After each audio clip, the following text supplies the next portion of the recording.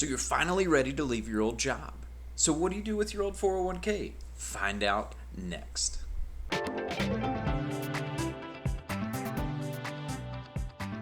Hey, welcome back. I'm Andy Young, the Mountain Money Man, and we share every single week different tips to help you out when it comes to your financial future. Well, I want to share with you right now about 401ks.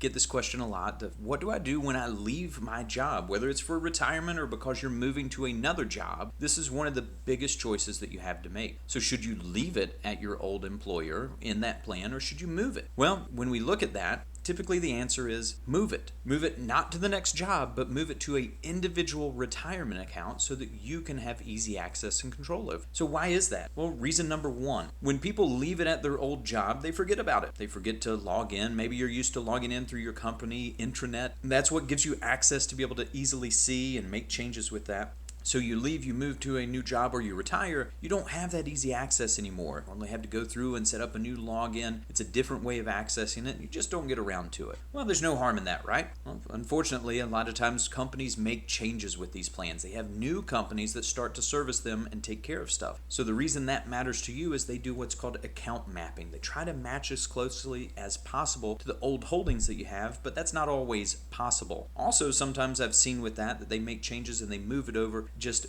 to a money market fund or just cash.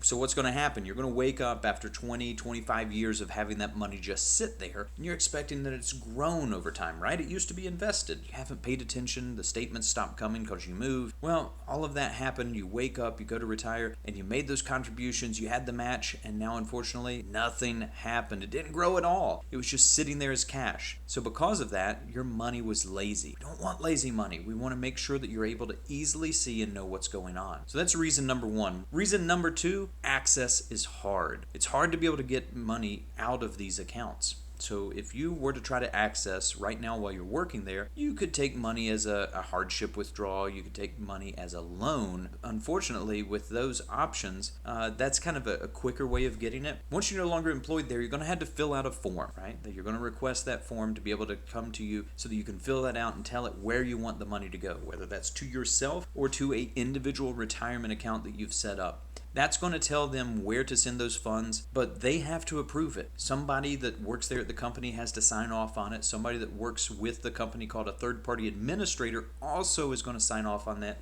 to finally approve and tell the company that's holding the money it's all right to send it. This process, although I wish it was quick, sometimes takes anywhere from 3 to 5. I've seen as long as 8 weeks to be able to get the money actually to you to use. So if you're in this portion of life where you're having all these changes and you're relying on this to be a stream of income, this could be an abrupt change that really hurts you. We don't want that to happen. As comparison, if you had money sitting in an individual retirement account, I've seen that typically be that when you request the money, it takes about 3 days for them to settle the trade and then have the money deposited to you. So anywhere from 3 to 5 days from when you request it, the money's sitting in your account ready to spend. Which would you rather have, 3 to 5 weeks or 3 to 5 days? I think I would rather go with the days when I'm needing money now. So that's the first two reasons why. The number 3 reason, there's limited investment choices. You just don't have that many options inside of a 401k to invest in. They try to keep it simple, right? They're not going to give you total access to go through and pick. They know that, hey, that's going to be too much. It'd be overwhelming. People wouldn't take advantage of it. But if we simplify it, now that we only offer 15 or 25 different options, you're going to more than likely take advantage of this. So when they put the money into those different choices, somebody has to pick that every single year to know what's going to be available. Sometimes things will come, things will go, but this is typically what it works out to be. It'd be like if you went to the grocery store and you needed to buy a cake, right? You got a birthday coming up, you got the choice, you can go to the bakery, buy the cake that's already made. You're constantly making changes and adjusting with that of the flavors to get it just right. That's what we would call a target date fund. Somebody's going through and making those adjustments the closer you get to retirement, and once you're there in retirement, that's going to stay the same lineup the rest of the way through. No more changes. So it's automatically adjust how much of it is bond bonds, how much of it is more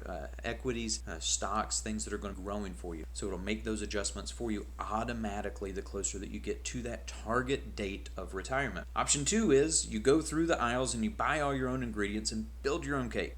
So that would be the choices, like if you were to go through and say, okay, well, I'm going to pick this one. This fund is more aligned with trying to grow my money. This one is more aligned with trying to keep it as safe as possible, but still get a little bit of growth. So it gives you that ability to go through and adjust. Sometimes you'll see where it'll give you international exposure, but you choose as you go through. Now, is that going to give you total access to everything that's out there? Absolutely not. So maybe you read about certain funds that you just really want to invest in, or maybe you like individual stocks. Your 401k typically is not going to offer that investment choice unless it gives you a brokerage window to go through and be able to individually pick those. It also typically is not going to have options that provide security or guaranteed income. So what I mean by that is things that are designed to be able to grow your money but prevent loss.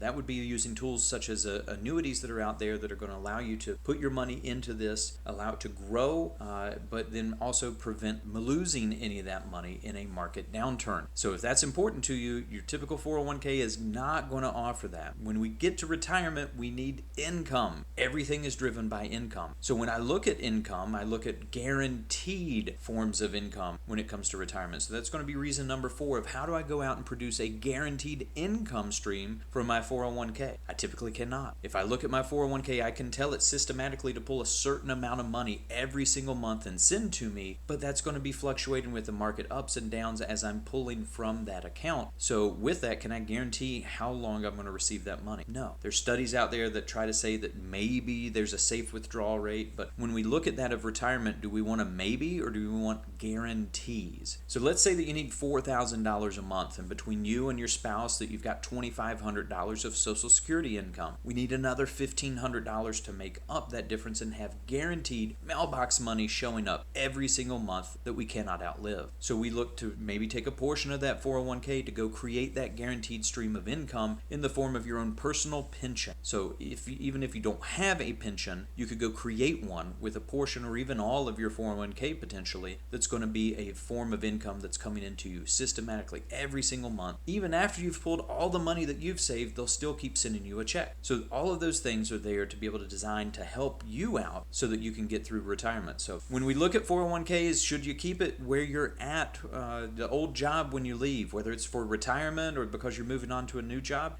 Absolutely not. I would not recommend to leave it there because it's going to give you all of those 4 reasons that we just talked about of headaches. We want to prevent that. We want to make sure you're in control, you're in charge of your future. So when it comes to retirement, when you've got questions, we've got answers, right? We want to make sure that as you go through to help you out with everything that's going on, there's a lot of choices that you make when you leave a job or you're hoping to retire. I was just on the phone with someone today that she said, listen, I'm 53. I want to be able to retire by 62. Am I on track? You've got to have some type of professional help to know this. Otherwise, it's just a guess. I hope that this video finds you well, and be sure to stay tuned next week.